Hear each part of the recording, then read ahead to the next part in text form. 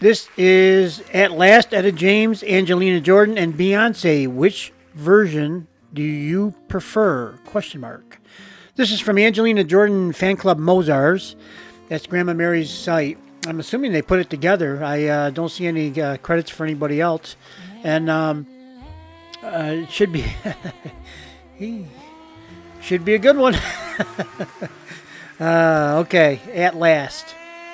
Angelina does a great job with this song. Let's go see how she does against, or not against, but singing with, so that we have a chance to pick a favorite, I guess, with Etta James and Beyonce, who played Etta James in a movie, Cadillac Records, I think it was.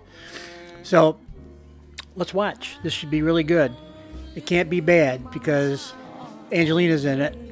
And the other two ladies ain't bad neither. Okay, let's take a listen. For standing together with us in this important cause. So, in music, as in fashion, there are passing fads and timeless classics. The next song is an enduring standard that has one from Glenn Miller to Stevie Wonder, but no one ever did it quite like one of the most soulful singers of all time, the eternally great Etta James. In the upcoming film Cadillac Records, the remarkable woman about to take the stage plays the role of Etta James and sings her songs with soul and style. Here to salute this everlasting legend, Beyonce. Miss Etta James, a force of nature, music's original bad girl. With your platinum hair, wildcat eyes, your Fellini-esque sexuality and dangerous voice. A voice that could be raspy with hardness of pain and turn into silk on the drop of a dime. The master of jazz, blues, R&B, and rock and roll. We celebrate your unapologetic boldness, your genius and innovation. Thank you, Etta James.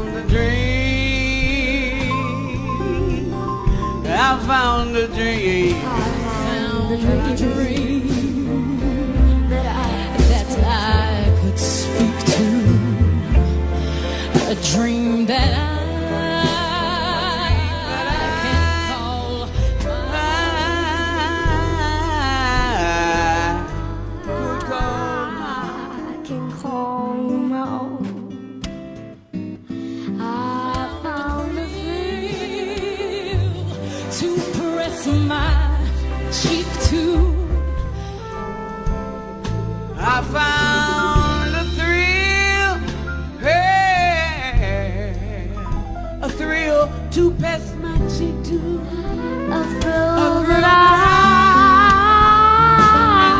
had never known, have never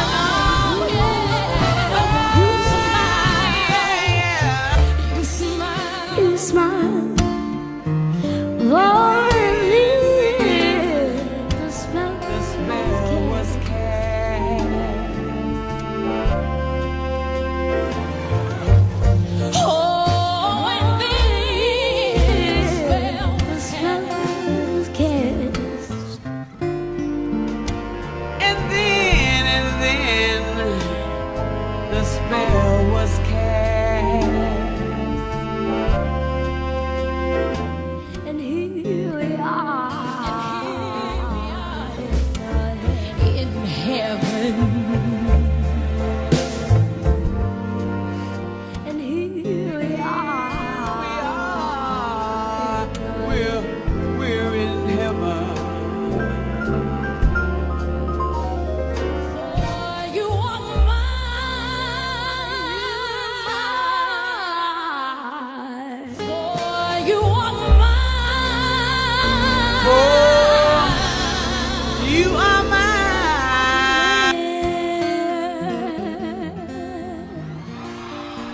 At last.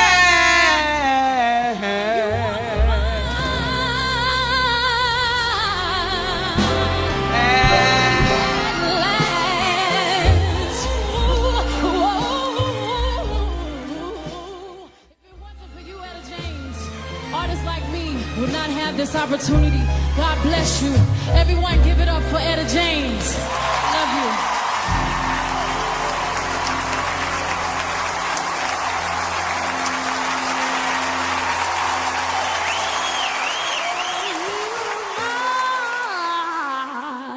Love you.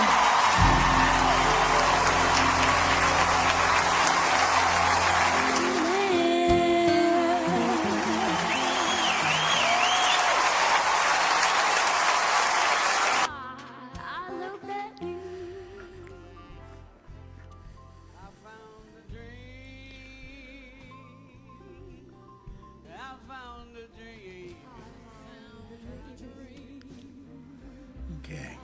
Oh boy. Sorry.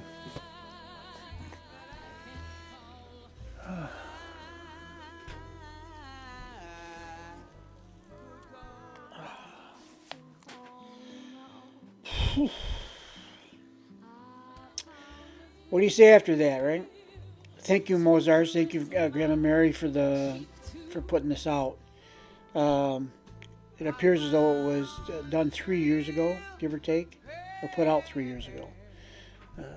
Could be. Well, anyway, yada yada. You know, I think.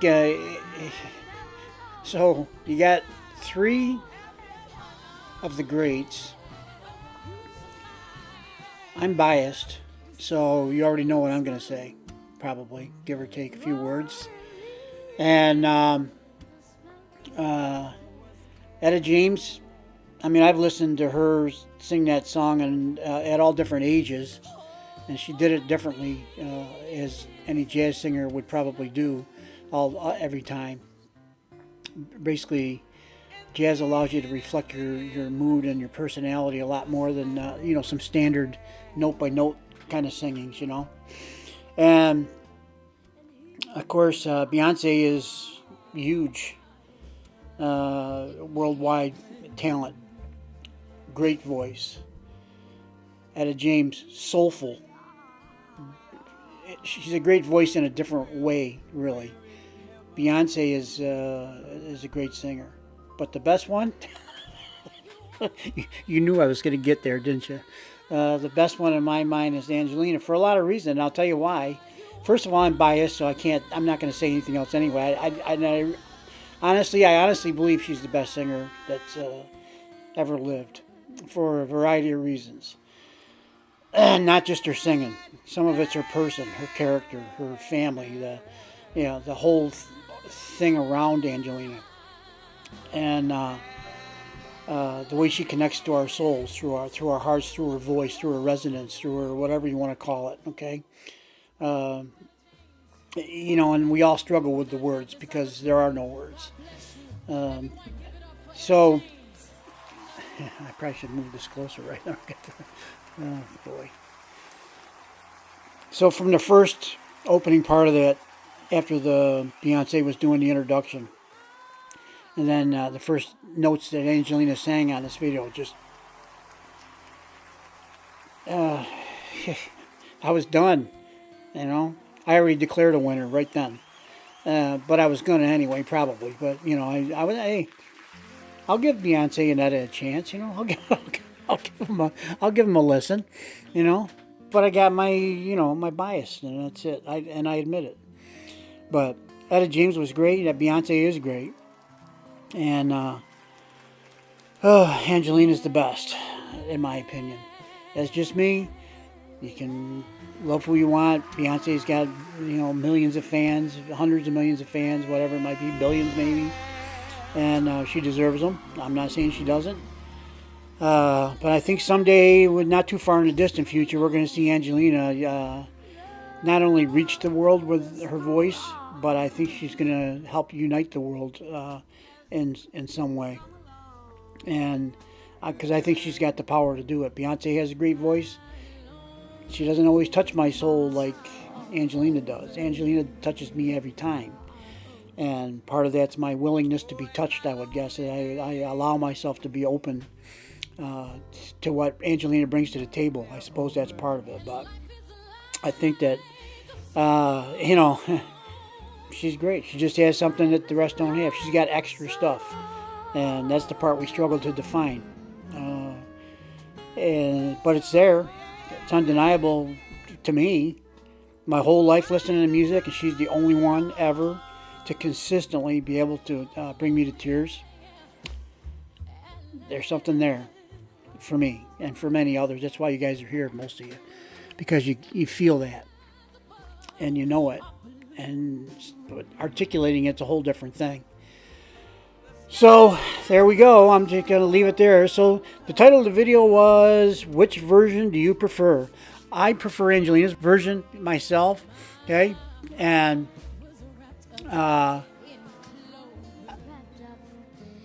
sorry. That's what I am, who I am, and that's what I believe. So, I know most of you guys are angels that are here on this site. And some of you may prefer Beyonce. Beyonce has a great voice. Some of you may go all the way back. Most of us are, a lot of my viewers are older guys. We heard Etta James sing. Maybe not all the way back to her beginning, but we heard back in those days, And great. She's great. She does. And she's soulful. And she can touch your soul. She can touch your soul because she lived during a time when she had a lot of things stacked up against her, and she just I'm going to say bulldozed through it. She did it her way at a time that wasn't necessarily acceptable, and you got to give her credit as a person for that. She was a wild child. She did things her own way, but you can't. That's what the uniqueness in people is really what makes people interesting, isn't it? The sheep that all just follow along, one path their whole life. Going with the flow. Those people aren't necessarily all that interesting. They're not bad people, but they're just one of many, if you will. The ones that are unique are the ones that stand out and get your attention, and then from there, as a person, you can decide whether or not you think that they are worthy of your, I don't know, what do you want to call it? Worthy of your maybe idolization or I can't think of the words when I want them, right? But you put them on a pedestal for whatever reason. And the problem with that, usually with celebrity, is that they end up falling at some point. And then your expectations of who they are as a person, we put them there because of their singing ability. We put them there thinking that that's them, okay? But that's their art and their talent. Okay, how are they as a person? Are they there? Are they here? Are they there? See, for me, Angelina is up here with every category I can think of. Okay, there are many singers that are up here with talent as far as singing. But then as a person, they get, the celebrity and the influences of celebrity and stardom and money tend to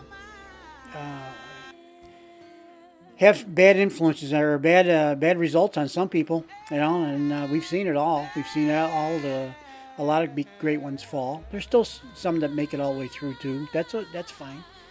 And I can't even imagine what I would do. I think I'm pretty solid with a lot of things I believe, but I don't know what I would do if I was popular and a celebrity and had all kinds of money and could do whatever I wanted. I don't know what I would do. I would hope I would try to do good for the world and be more of a humanitarian and a philanthropist and that kind of thing. I would hope that. And I would intend to do that. I've kind of lived my life in a way that I try not to have a lot of expenses. But there have been some things in my life that came up to cost. So you have to deal with it. But I want to be the guy that gives his money away. Kind of like the story about Andrew. We're going to go off on a tangent here. I'm sorry, but you know how I am. The story about Andrew Carnegie, however you want to say his name. They're from Pennsylvania, Philadelphia, I think, Pittsburgh area, around that area somewhere. Not sure exactly the location, but it's somewhere in Pennsylvania, I think. And he was interviewed later in his life by a guy that used to write books about rich people, and he was trying to find a commonality between them. What makes them be able to acquire wealth like that? He was interested in that. Me too. That's why I read some of his books and I followed a little bit. So Andrew Carnegie, however you want to say it, was I think it was a Scottish immigrant, came here with nothing basically, and ended up being one of the richest guys in the country at one time. And he was also known as a great philanthropist. And then he was interviewed later in life, and he was asked, how is it that you accumulated all this wealth and then you gave it away?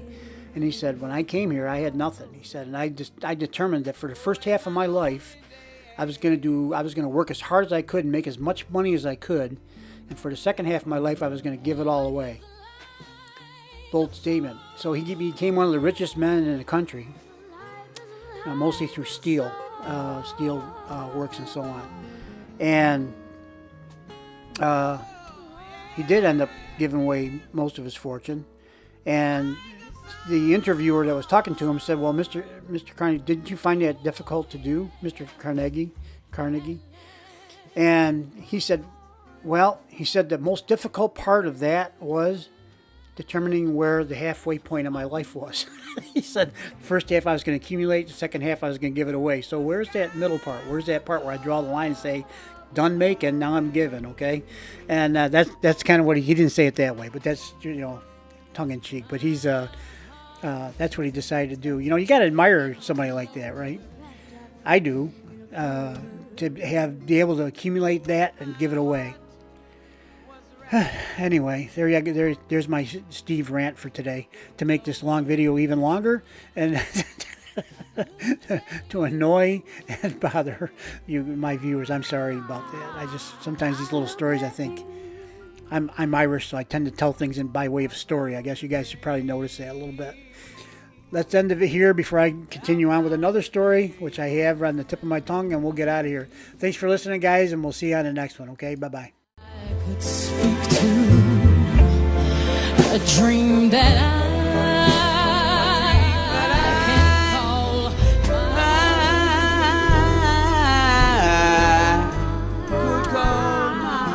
can call my own. I found a thrill to press my cheek to. I found a thrill, hey, a thrill to pass my cheek to, a thrill that I have never known. Oh, have never known.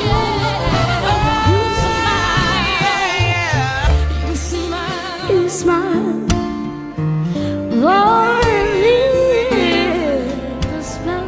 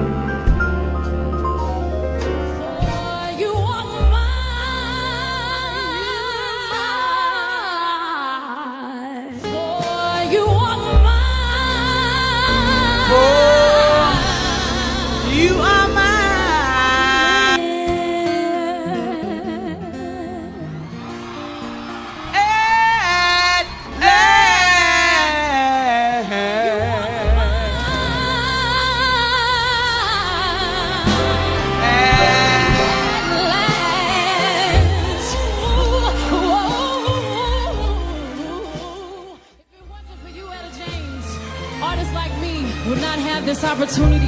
God bless you. Everyone give it up for Etta James. Love you.